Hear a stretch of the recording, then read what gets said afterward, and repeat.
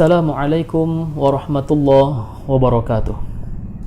Bismillahirrahmanirrahim. Alhamdulillahi rabbil alamin. Allahumma salli wa sallim wa barik ala sayyidina Muhammad wa ala ali sayyidina Muhammad.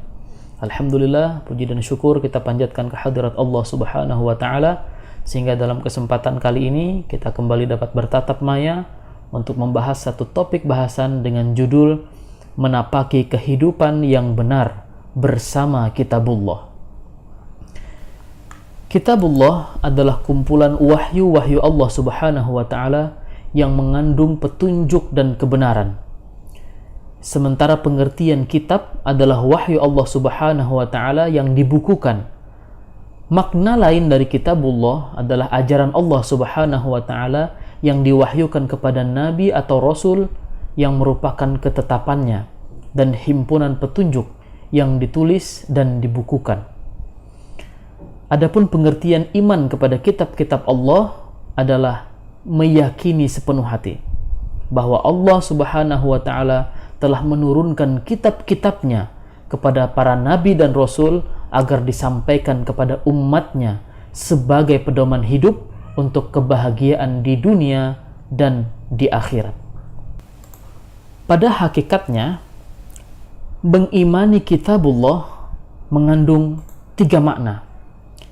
Yang pertama, Allah Subhanahu wa taala telah menurunkan 4 kitab suci, yakni Zabur, Taurat, Injil, dan Al-Quran.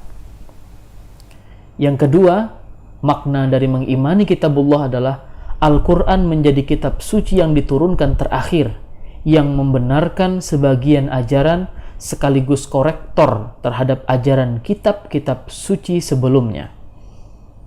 Dan yang ketiga, makna mengimani Kitabullah adalah Al-Quran menjadi kitab suci yang masih orisinil, terpelihara, utuh dan asli, tidak ada perubahan sedikit pun.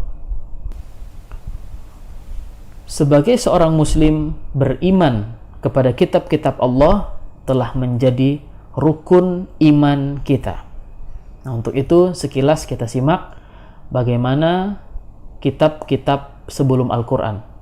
Sebagaimana yang sudah kita ketahui, yang pertama ada kitab Zabur, ini menggunakan bahasa Kipti, diwahyukan kepada Nabi Daud alaihi salam.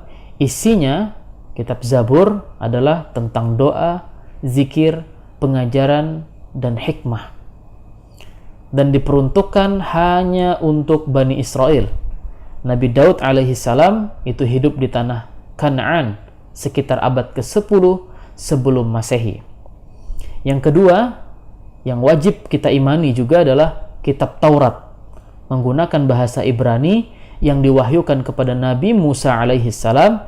Isinya tentang petunjuk dan cahaya kebenaran serta kisah perjalanan Bani Israel dan kekejaman Fir'aun. Dan kitab Taurat khusus diperuntukkan kepada Bani Israel. Nabi Musa alaihissalam hidup di Mesir, di Madian, dan Sinai sekitar abad ke-14 sebelum Masehi.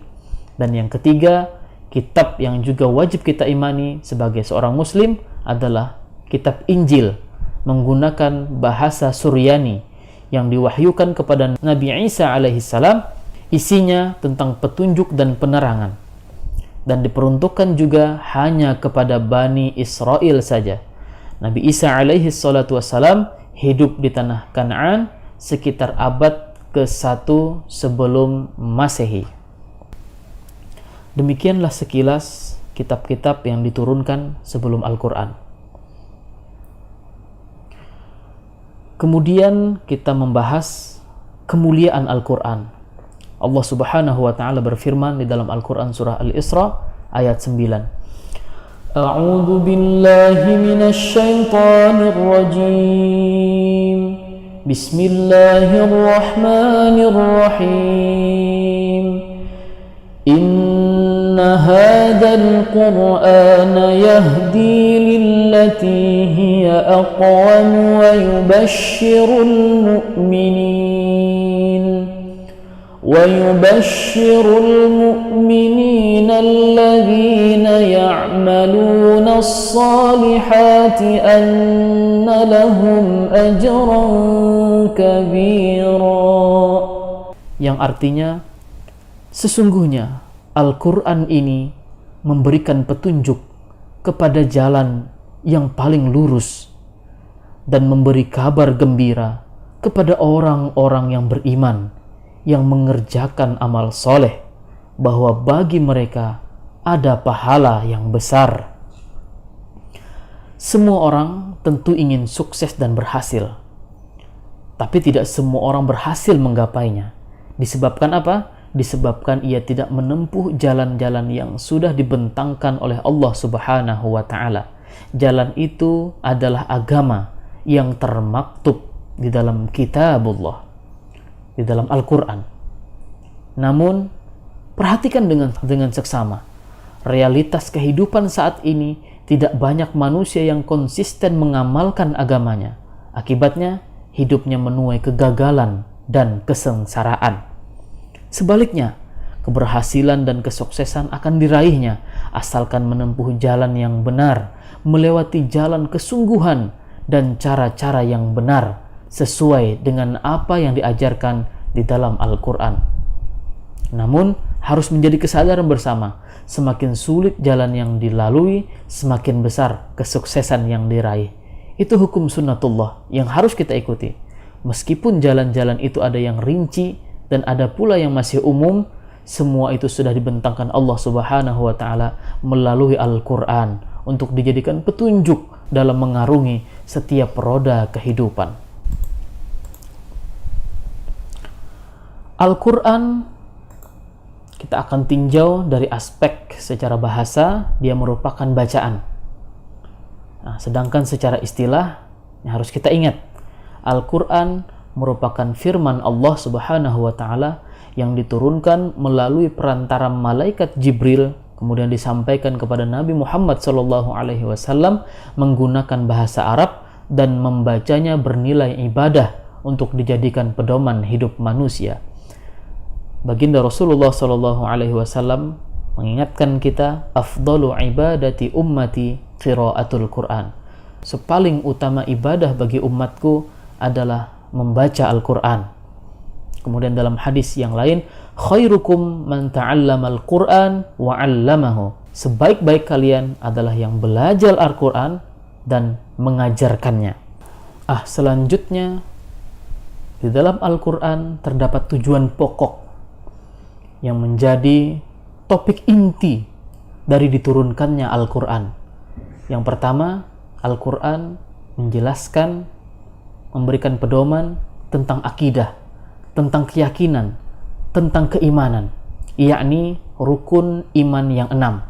Beriman kepada Allah, beriman kepada malaikat-malaikat Allah, beriman kepada kitab-kitab Allah, kemudian beriman kepada Rasul-Rasul Allah, beriman kepada hari akhir, dan beriman kepada qada dan qadar, segala ketetapan dan ketentuan Allah Subhanahu wa Ta'ala.